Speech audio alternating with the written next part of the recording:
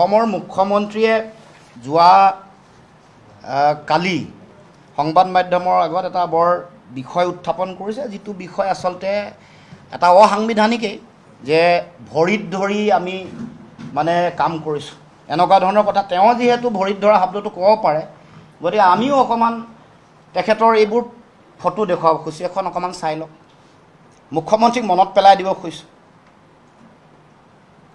এইখন আৰু আছে দুই এখন, এইখন চাওক, এইখন আপোনালোকে বেছি ভাল পাব মই ভাবোঁ। এইখন যিহেতু তেখেতে কৈছে, নহ'লে আমি সেইটো পৰ্যায়লৈ যোৱা মানুহ আমি নহয়। যিহেতু তেখেতে উত্থাপন কৰিছে বিষয়টো, তেখেতৰ মুখত এনেকুৱা অসাংবিধানিক কথা বতৰা আজিকালি আহিয়ে থাকে প্ৰায়। এইখন এখন আৰু এইখন।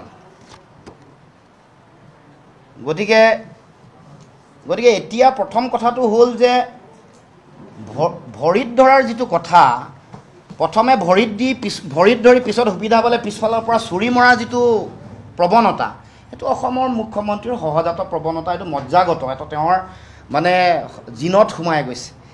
দেহৰ শৰীৰৰ ৰন্ধে ৰন্ধে ভৰিত ধৰি নিজৰ স্বাৰ্থ সিদ্ধি কৰা আৰু পিছফালে সুবিধা পালে চুৰি মৰা, এইটো কাম তেওঁৰ এটা নিত্য নৈমিত্তিক ঘটনা আৰু চৰিত্ৰত পৰিণত হৈছে।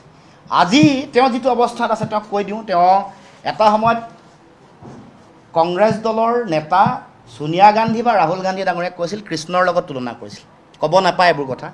কৈছিলে যে কৃষ্ণৰ চাৰিওফালে যেনেকৈ গোপীসকলে নাচি থাকে, মানে যিটো প্ৰেমৰ ঊৰ্ধলৈ গৈ যিটো আত্মা আৰু পৰমাত্মাৰ মিলন বুলি কয়, সেইটো কোনো বৈষয়িক কামনা বাসনা নাই।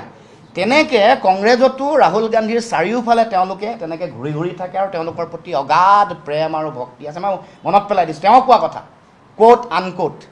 গতিকে তেনেকৈ কংগ্ৰেছৰ মানে ৰাহুল গান্ধীৰ চাৰিওফালে তেওঁলোকৰ নেতাসকলে তেনেকৈ থাকে বুলি তেওঁ কৈছিল, আৰু তেওঁ তেনেকৈয়ে আছিল। আৰু তেনেকৈয়ে ছোনিয়া গান্ধী, ৰাহুল গান্ধী, তৰুণ গগৈ, তাৰ আগত হিতেশ্বৰ শইকীয়া, এইসকলৰ ভৰিত ধৰিয়ে আজি তেওঁ এই অৱস্থাত আহি পাইছেহি। তাৰ পাছত অমিত শ্বাহ ডাঙৰীয়া, নৰেন্দ্ৰ মোদী ডাঙৰীয়া, আনকি আমাৰ সভাপতি মনীষ ছুব্বাৰ কথাও কৈছে। মনীষ ছুব্বাৰো বহুত ভৰি ধৰিলে। তাৰপিছতে বিজেপিৰ সভাপতি সিদ্ধাৰ্থ ভট্টাচাৰ্য ডাঙৰীয়া, ৰাম মাধৱ ডাঙৰীয়া, সকলোৰে ভৰিত ধৰি আজি গৈ ইয়াত পাইছে। গতিকে মুখ্যমন্ত্ৰীক সোঁৱৰাই দিব খুজিছোঁ, আপোনাৰ এই ইতিহাস কিন্তু মনত ৰাখিব। আপুনি যোৱাকালি কৈছে মোৰ ছবিখন আপোনাৰ চাবলৈ ভাল নালাগে। মই কৈছোঁ শুনক, আপোনাৰ মোৰ ছবি চাবলৈ এনেও ভাল নালাগিব, কাৰণ আপুনি ভৰিত ধৰিয়েই গোটেই জীৱন পৰিক্ৰমা ৰাজনীতি কৰিছে। মেৰুদণ্ড পোনাই থকা মানুহৰ ছবি দেখিলে আপোনাৰ এনেও লাজো লাগে, দুখো লাগে।